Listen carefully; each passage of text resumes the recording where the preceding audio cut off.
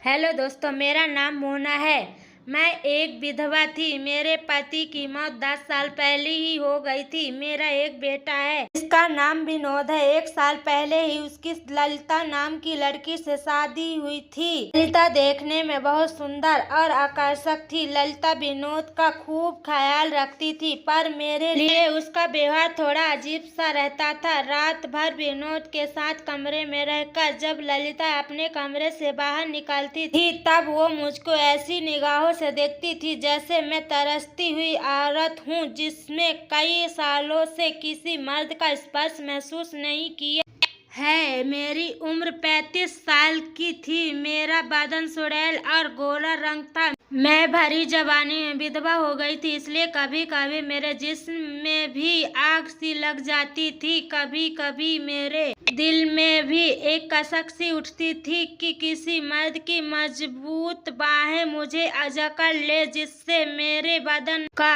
अंग अंग चटक जाए। इसी वजह से मैं अपनी बहू ललिता से जलती भी थी। पिछले कुछ महीनों से गांव के जमींदार का बिगड़ैल बेटा रोहन मेरे पीछे पड़ा हुआ था। जब भी मैं खेत पर जाती तब मुंडेर पर बैठकर वह मुझे देखता रहता था। सच बोलूं तो मुझको भी ये सब अच्छा लगता था और मैं जानबूझकर अपने कपड़े इस तरह ढीले छोड़ देती थी जिससे मेरे उभर दिखने लगते थे। वह मेरे बदन पर फिदा था। मुझे भी उसको देखना अच्छा लगता था, लेकिन गांव और समाज की लाज के चलते मैं उसे अनदेखा करती रहती थी। पर रोहन को दीवाना करने के लिए इतना ही काफी था। मैं जानती थी कि रोहन मेरे जिस्म में मिलना चाहता था। मेरा मन भी होता था, लेकिन समाज के डर से मैं अपनी इच्छा दबा कर रख देती थी। एक दिन शाम का समय था और हल्की बारिश शुरू हो गई थी। मैं सोच रही थी कि जमींदार के खेत की बुई पूरी करके ही मैं घर जाऊंगी। मुझे रोहन का इंतजार तो था ही।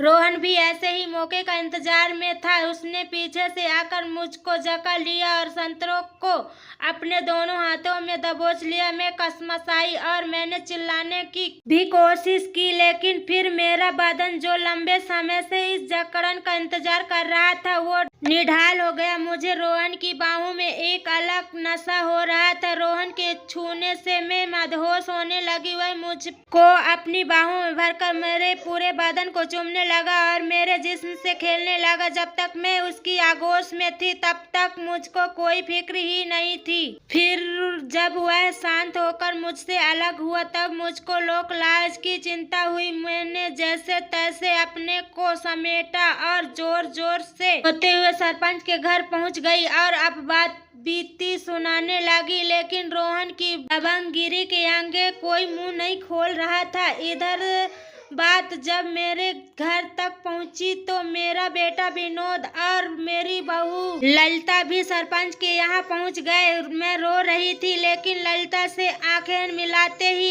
एक कुटिल मुस्कान मेरे चेहरे पर फैल गई। गांव में चौपाल बैठ गई थी। सरपंच और 3 पंच इकट्ठे हो गए थे। एक तरफ मैं खड़ी थी तो दूसरी तरफ रोहन था। गांव के और भी लोग वहां मौजूद थे। गांव के एक बुजुर्ग ने बात को आगे बढ़ाते हुए कहा, जो हुआ सो हुआ। अब मोना जो बोलेगी वही सबको मंजूर होगा। तभी रोहन के भाई पंकज ने कहा, हाँ मोना बोल, कितना पैसा लेगी? बात को यहीं खत्म कर देते हैं। पैसे की बात सुनते ही मेरी बहू ललिता खुश हो गई कि सास 1-2 लाख रुपए मांग ले तो घर की गरीबी दूर हो जाए, लेकिन मैं बिना कुछ बोले रोते ही जा रही थी। जब सबने जोर दिया तब मैंने हाँ, मेरी समझ में सरपंच जी, रोहन का जल्दी से ब्याह रचा दिया जाए जिससे इधर उधर मुंह मानना बंद करे। मेरी बात पर सहमत तो सभी थे, पर रोहन की हरकतें और बदनामी को देखते हुए भला इसे कौन अपनी बेटी देगा? एक भले घर की बेटी रोहन से शादी क्यों करेगी? इस बात पर सरपंच भी चुप गए। रोहन अब 40 साल के आसपास चल रहा था, इसलिए वह भी चाहता था कि घर वाले मिल जाए तो जिंदगी सुकून से कट जाए। मोहन ने कहा, मोना तुम्हारी बात सही है, लेकिन इसे कौन देगा? अपनी बेटी काटा फंसता जा रहा था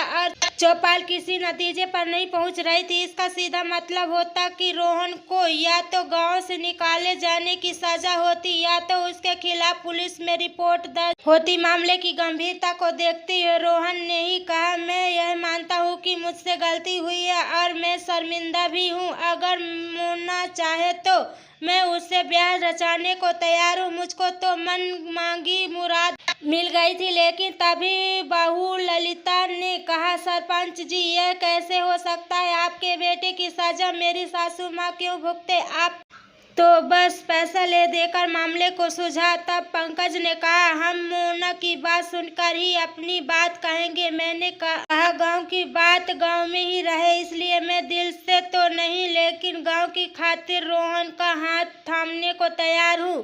सरपंच और चौपाल ने चैन की सांस ली। मेरी बहू ललिता अपना सिर पकड़कर वहीं बैठ गई। वहीं बेटा विनोद खुश था क्योंकि उसकी माँ को सहारा मिल गया था। अब माँ को अकेलापन दूर हो जाएगा। थोड़े दिनों के बाद ही हम दोनों की चुपचाप शादी करा दी गई। पहली रात में रोहन के सीने से लगते हुए कह रही थी कि विधवा होते ही औरत को अधूरी बना दिया जाता है, वह घुट कर जीने को मजबूर होती है। अरे अरमान तो उसके भी होते हैं। और फिर मेरी बहू ललिता, उसकी निगाहों ने हमेशा मेरी बेइज्जती की है। इसके लिए मेरी जलन नहीं, हम दोनों को एक करने का काम किया है। उसी में सरोवर रोहन की मजबूत होती पकड़ मुझको जीने का सहारा दे रही थी और हम दोनों एक दूसरे से लिपट गए। जो खेत में हुआ था वही अब हुआ और अब हम दोनों को चिंता नहीं थी क्योंकि मैं रोहन की पत्नी जो थी। कमेंट करके ज़रूर बताइएगा कि आपको यह कहानी कैसी लगी। अगर आपको ये कहानी पसंद आई हो तो इसे लाइक करें और अपने दोस्तों के साथ भी शेयर करें। आगे भी ऐसी रोमांचक कहानियों के लिए हमारे चैनल को सब्सक्राइब करें और बेल आइकन दबाना ना भूलें।